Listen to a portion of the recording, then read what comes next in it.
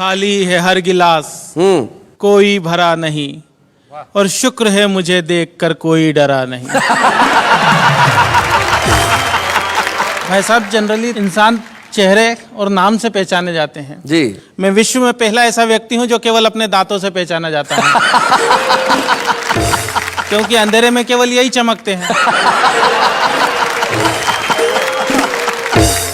चलिए यहीं से शुरुआत करता हूं कि एक बार बिना कुछ लिखे हम मंच पर जाकर चीखे कि मैं भ्रष्टाचार मिटा दूंगा, इन घूसखोरों को धूल चटा दूंगा, मैं करूंगा सही और गलत में पूरी ईमानदारी से भेद, और तब तक चैन से नहीं बैठूंगा जब तक नहीं कर दूं इस काले धन को सफेद। अच्छा, बहुत अच्छे।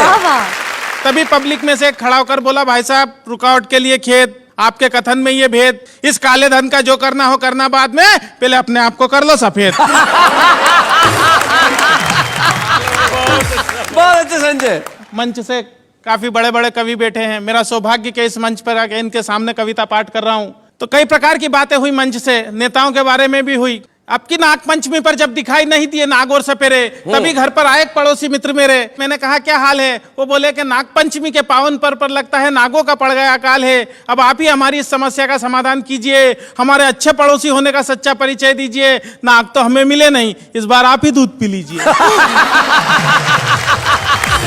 मैंने कहा यही फार्मूला तो मैं सुबह से आजमा था, और जब सफलता नहीं मिली तो हार कर आपके घर आ रहा था। हमारी सारी बात हमारे पड़ोस में रहने वाला हमारा एक नेता मित्र सुन रहा था, जो कई दिनों से चुनाव के सतरंगी सपने बुन रहा था। उसने अपने घर का दरवाजा तत्काल खोला, हम कुछ बोले उससे पहले ही वो बोला कि मुझे बहुत दुख है कि आप दोनों एक दूसरे के पड़ोसी होते हुए भी एक दूसरे के दुख में शामिल नहीं है, और मुझे लगता है कि आप दोनों इस दूध के काबिल नहीं है। अब तक आपकी हर समस्या का समाधान हम ही ने किए हैं, और सब जानते हैं कि हम तो आपकी सेवा के लिए ही जिए हैं। आपकी इस समस्या का समाधान भी हम ही करेंगे, और आप घबराइए मत, आपके नाग देवता का दूध हम पिएंगे। अच्छा। मैं समझ गया नेताजी का दूध के प्रति लगाव, दरअसल आने वाले हैं कुछ दिनों बाद चुनाव। क्या बात है। मैं भी मौका नहीं चुका, और नेताजी इससे आगे कुछ न बोले, इसलिए एक पल भी नहीं रुका, और दूध से भरा हुआ प्याला नेताजी की ओर बढ़ाया। किंतु नेताजी ने जैसे ही दूध पीने के लिए प्याला मुंह से लगाया, दूध अपनी पवित्रता खोने से पीछे हट गया, क्योंकि नेताजी के छूने के पहले ही दूध फट गया। क्या बात है भाई, वाह वाह वाह वाह।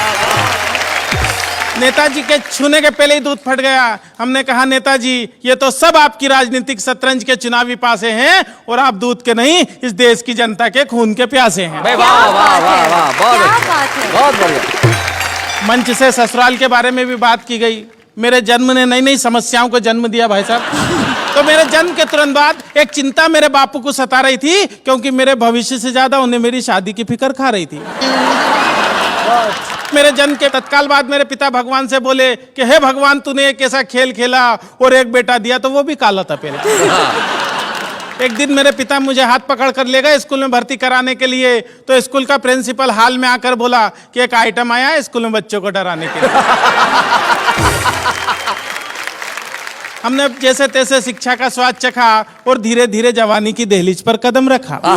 जवानी में पहुंचकर हमारी सूरत और भद्दी हो गई, क्योंकि शारीरिक अंगों में असामान्य वृद्धि हो गई। एक दिन एक लड़की वाले आए मुझे देखने, और मेरी खूबसूरती पर लगे अपनी आंखें सेकने। जाते जाते वो मुझे हक्का बक्का कर गए, हाथ में 500 का नोट धरा और रिश्ता पक्का कर गए। मैं गया तोरण के पास, तो आरती की थाली लिए खड़ी हुई थी मेरी सास। ससुर जी बोले जमाई जी पैदल ही आए हो, घोड़ी नहीं लाए हो? मैंने कहा ससुर जी घोड़ी की किस्मत जाग गई, और मुझे देखा तो वो भी डर के भाग गई। शादी के बाद का दृश्य तो और भी कमाल था, डर के मारे मेरा बुरा हाल था। मैंने जैसे ही पत्नी का घूंघट उठाया तो वो मुझे देखकर मुस्कुराई, न डरी न चीखी न चिल्लाई। अच्छा। उसकी मुस्कुराहट देखकर मेरे भी मन का खौफ भगा, और मैंने पूछा क्या बात है, तुम्हें मुझे देखकर डर नहीं लगा? पत्नी बोली मैं एक नहीं दो नहीं पूरे 7 जन्मों के लिए आपसे बंधी हूँ, और डरने की क्या बात है, मैं तो जन्म से ही अंधी हूँ।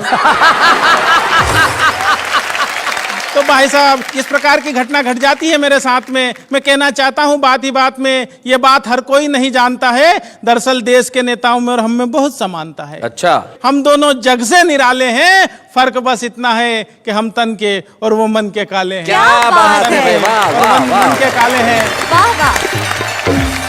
और तमाम बातें करने के बाद अपनी काव्य यात्रा यहाँ से खत्म करना चाहूंगा कि गरीब के मुंह से छिनते निवाले देखे हैं, हमने रोटी सेकती हुई माँ के हाथों में चाले देखे हैं, और हम तो सिर्फ तन के काले हैं मित्र मेरे, हमने तन के उजले लोगों के मन बहुत काले देखे। क्या बात है, वाह वाह वाह।